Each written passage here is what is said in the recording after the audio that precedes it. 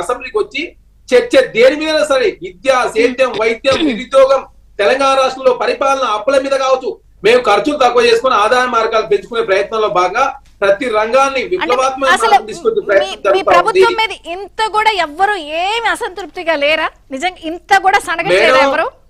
Madam, అసంతృప్తి అనేది ఉండాలని ఉంటే దాన్ని ఏ విధంగా సవరించాలని చెప్పేసి కాంగ్రెస్ ప్రభుత్వం ఆలోచన చేస్తా ఉంది. మా ప్రభుత్వం విమర్శలు చేసి చేయాలని చెప్పి కోరుకుంటున్నారా? చేసుకోవాలి కదా. ఎక్కడ మీరు అనుకునేది ఉందా మేడం? ఎక్కడైనా గుర్తుపెట్టుకోండి మేడం, ఇప్పుడు ఏమైనా ఇతరాల ఫ్యాక్టరీలు వద్దని చెప్పేసి ప్రజలతో కోరుకురు, వెనకపోయినాం.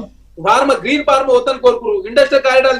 మేడం, ప్రజల నుంచి వచ్చే స్పందన ఆధారంగా ప్రజలు ఏదనుకుంటే చేయడానికి రాష్ట్ర ప్రభుత్వం సిద్ధంగా ఉంది.